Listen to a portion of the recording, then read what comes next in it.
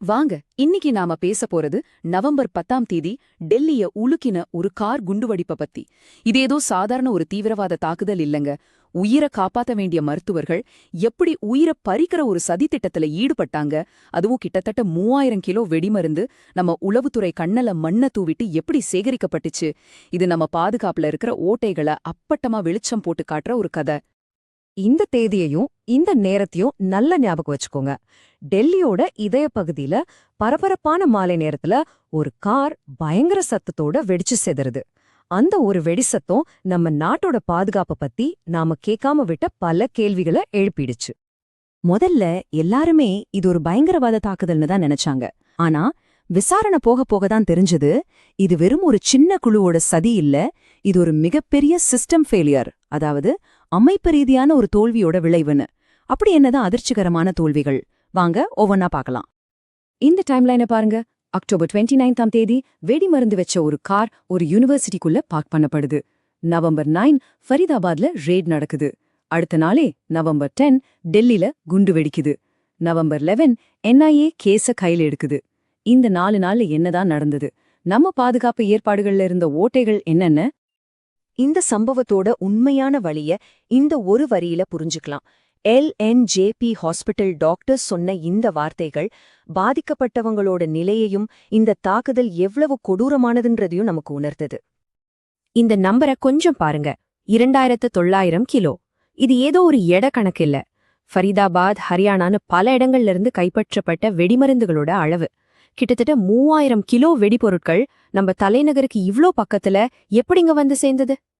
அங்க என்னெல்லாம் கிடைச்சிருக்குன்னு பாருங்க. Ammonium nitrate, potassium nitrate, sulphur, அது மட்டும் இல்லாம 2 உயிருள்ள தோட்டாக்கள்.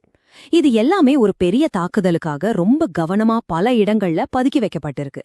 இது ஏதோ தற்செயலா நடந்ததில்ல, பக்காவா பிளான் பண்ணி செஞ்ச ஒரு சதி. ஆமாங்க, இதுதான் இங்க இருக்கிற $1 மில்லியன் கேள்வி. கிட்டத்தட்ட 3000 கிலோ வெடிமருந்த ஒரு இடத்துல இருந்து இன்னொரு இடத்துக்கு கொண்டு போறாங்க, சேமிச்சு வைக்கிறாங்க. அப்போ நம்ம உளவுத்துறை என்னதான் பண்ணிக்கிட்டு இருந்துச்சு? இவ்ளோ பெரிய சதித்திட்டம் எப்படி அவங்க கவனத்துல இருந்து தப்பிச்சுது? இதுதான் இந்த விசாரணையோட மையப்புள்ளி. பொதுவா பயங்கரவாதிகள்னா நம்ம மனசுல ஒரு பிம்பா இருக்கும் இல்லையா? ஆனா இந்த கேஸ்ல சஸ்பெக்ட்ஸ் யாருன்னு தெரிஞ்சா நீங்களே ஷாக் ஆகிடுவீங்க. அவங்க உயிரை காப்பாத்துற தொழில்ல இருந்து டாக்டர்ஸ். இது இந்த கேஸுக்கே ஒரு புது அதிர்ச்சியான பரிமாணத்தை கொடுக்குது. இந்த டேபிள பாருங்க.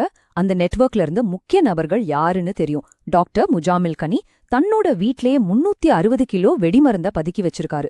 இன்னொருத்தர் டாக்டர் அடில் ரத்தர், அவர்கிட்ட இருந்து ஒரு AK துப்பாக்கி கிடைச்சிருக்கு. டாக்டர் ஷஹீன் ஷாஹித் ஜைஷி முகமது தீவிரவாத அமைப்போட பெண்கள் பிரிவா ஆரம்பிக்கிற வேலையில இருந்திருக்காங்க.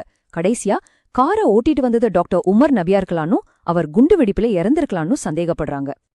நல்லா படிச்ச டாக்டர்ஸ் ஆக்க போறவங்க எப்படி இந்த வன்முறை பாதைக்கு வந்தாங்க?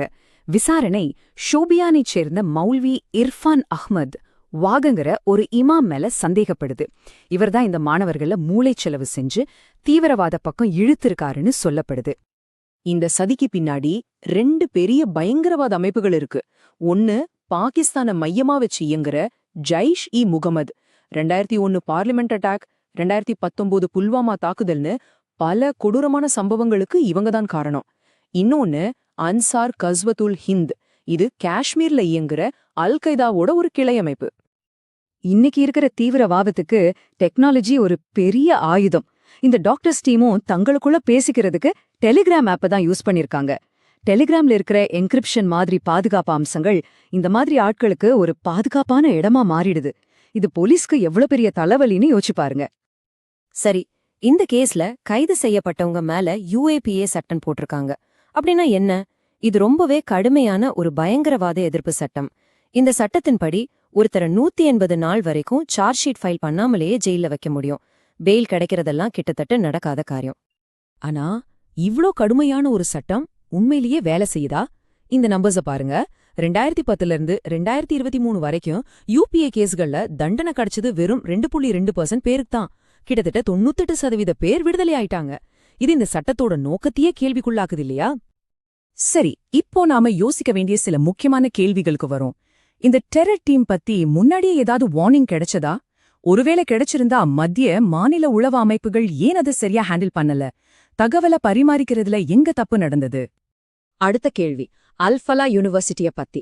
ஒரு நேஷனல் லெவல் யுனிவர்சிட்டிக்குள்ளேயே ஒரு டெரர் டீம் எப்படி இயங்க முடிஞ்சது? அந்த யுனிவர்சிட்டி நிர்வாகத்தோட கண்காணிப்புல என்னதான் கோட்டை விட்டாங்க? சட்டரீதியா பார்த்தா UAPA சட்டத்துல 98% பேர் விடுதலை ஆகுறாங்கன்னு பார்த்தோம்.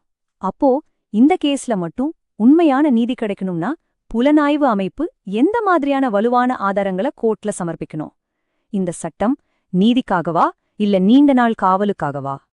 கடைசியா இதுதான் எல்லாத்தையும் விட முக்கியமான கேள்வி. குற்றவாளிகளை அரெஸ்ட் பண்றதோட நம்ம வேலை முடிஞ்சிடுச்சா? இல்ல, இன்னொரு தடவை இன்னொரு 3000 கிலோ வெடிமருந்து சேகரிக்கப்படுறது தடுக்க நம்ம சிஸ்டம்ல, நம்ம உளவுத்துறையில, நம்ம சட்டங்கள்ல என்னென்ன மாற்றங்களை நம்ம கொண்டு வர போறோம்? இந்த கேள்விக்கான பதில்ல தான் நம்ம எல்லாருடைய எதிர்கால பாதுகாப்பும் அடங்கியிருக்கு.